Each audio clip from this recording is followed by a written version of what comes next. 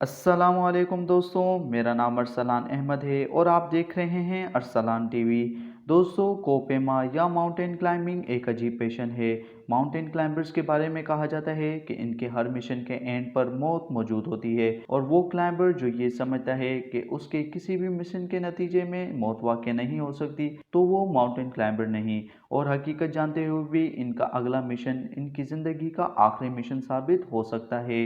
लेकिन mountain climbers सिर्फ अपने पैशन के पीछे K2 और माउंट एवरेस्ट जैसी चोटियों को सर करने के लिए हर साल निकल पड़ते हैं। आज की इस वीडियो में मैं आपको दुनिया के ऐसे मशहूर माउंटेन क्लाइंबर्स के बारे में बताऊंगा जो कि बड़ी बड़ी चोटियों को सर करने के लिए मिशन पर निकले, लेकिन इनका अंजाम मौत पर हुआ। इसके अलावा मैं आपको बताऊंगा कि K2 और माउंट एवरेस्ट को मौत का पहाड़ क्यों कहा जाता है। इन दोनों चोटियों पर माउंटेन क्लाइंबर्स के साथ ऐसा क्या हादसा पेश आता है कि इन सब की मौत वाक़ई हो जाती है। दोस्तों, ये दोनों ऐसी पुरस्कार चोटियां हैं जहां पर आराम करने के लिए सही तरीके से सो भी नहीं सकते। तो शुरू करते हैं आज की इस इंटरेस्टिंग वीडियो को। सब्सक्राइब करें हमारे चैनल अरसलान टीवी को और बेल आइकन को प्रेस करें लेटेस्ट इंफॉर्मेटिव वीडियोस हासिल करने के लिए। Number 6, George. दोस्तों, जॉर्ज वो माउंटेन क्लाइंबर हैं जिन्होंने सन 1924 में माउंट एवरेस्ट को सर करने की कोशिश की और ये शुरू के उन नामों में से हैं जिन्होंने माउंट एवरेस्ट को सर करने की कोशिश की। सन 1924 में एक मिशन के दौरान जॉर्ज एकदम गायब हो गए और इनका कोई पता नहीं चला और 75 साल बाद बिलाखिर इनकी बॉडी लोगों को मिल गई। नंबर 5, हैनी लॉर। दोस्तों, हैनी लॉर एक जर्मन क्लाइंबर थी जो माउंट एवरेस्ट के ऊपर सन 1917 में फौत हो गई थी। हैनी लॉर के बारे में कहा जाता है कि ये माउंट एवरेस्ट के ऊपर मरने वाली पहली खातून थी। ये खातून माउंट एवरेस्ट के ऊपर आराम करने के लिए अपने बैग के साथ टेक लगा कर लेटी और फिर दोबारा कभी नहीं उठ सकी क्योंकि शदीद मौसमी हालात ने इस खातून को नींद ही में मौत की वादियों में धकेल दिया। यहाँ पर दर्ज हरारत अचानक गिर जाता है और मौसमी हालात अचानक शदीद हो जाते हैं। यही वजह है कि K2 और माउंट एवरेस्ट के ऊपर माउंटेन क्लाइंबर्स सही तरीके से आराम नहीं कर सकते और इन्हें नींद में ही अलर्ट लेना पड़ता है। नंबर 4, सीबोंग। दोस्तों, सीबोंग को माउंट एवरेस्ट के ऊपर क्लाइंब करने वाले लोग ग्रीन बूट्स के नाम से जानते हैं। सीबोंग की मौत माउंट एवरेस्ट के ऊपर सन 1996 में हुई थी। सीबोंग ने माउंट एवरेस्ट की चोटी को सर कर लिया था, लेकिन इस क्लाइंबर को वापसी आते हुए बर्फानी तूफान का सामना करना पड़ा। ये बर्फानी तूफान ही सीबोंग की जान ले गया। इस मिशन के दौरान सीबोंग ने ग्रीन कलर्स के बूट्स पहन रखे थे और इसी वजह से इसका नाम ग्रीन बूट्स बन गया।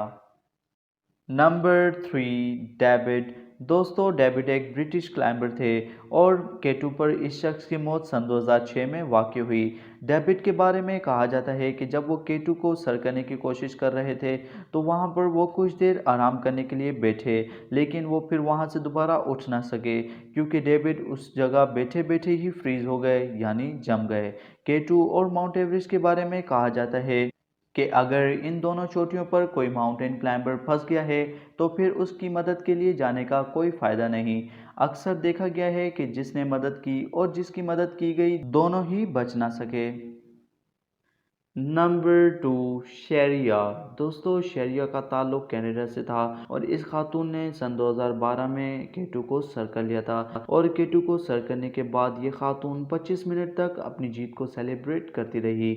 लेकिन जब शरिया ने वापसी का सफ़र शुरू किया तो इसकी ऑक्सीजन ख़त्म हो गई और दम घुटने की वजह से इसकी मौत वाक़ई हो गई। इसकी बॉडी K2 से 300 मीटर नीचे मौजूद है और ये बॉडी आपको कनाडा के नेशनल फ्लैग में लिपटी हुई नज़र आएगी।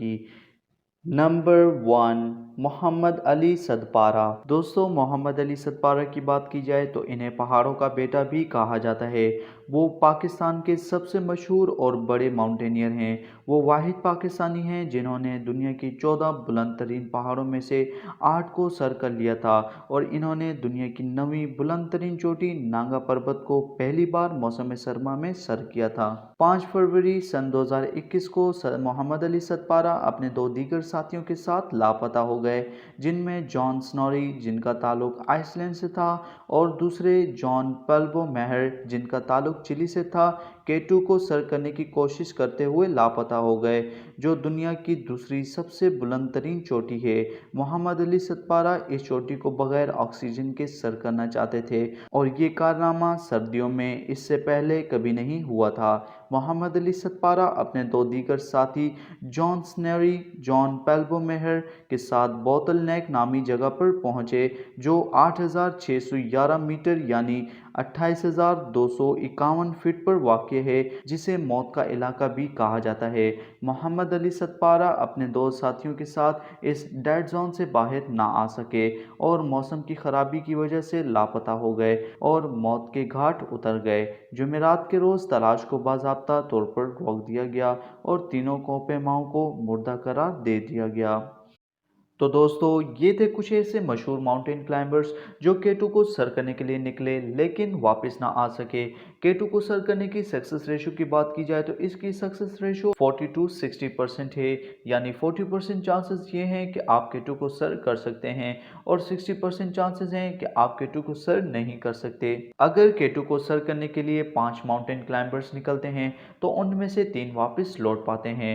माउंटेन क्लाइंबर एक्सपर्ट्स के मुताबिक K2 के ऊपर 6,000 मीटर के बाद माउंटेन क्लाइंबर्स खतरनाक जोन में दाखिल हो जाते हैं और 8,000 मीटर से बोतल नेक एरिया शुरू हो जाता है, जो 8,611 मीटर पर ख़त्म होता है और इस जोन में आपका एक गलत कदम आपकी मौत का बायस बन सकता है। इसलिए इस जोन को मौत की वादी कहा जाता है। तो दोस्तों, आपको ये वीडियो कैसी लगी है कमेंट बॉक्स में ज़रूर बताइएगा और मज़ीद इंफॉर्मेटिव वीडियोज़ के लिए हमारे चैनल को सब्सक्राइब करें और बेल आइकन को प्रेस करें ताकि हमारी अगली वीडियोज़ की नोटिफिकेशन आपको मिलती रहे। तो नेक्स्ट वीडियो तक के लिए इजाज़त दें। अल्लाह हाफिज़।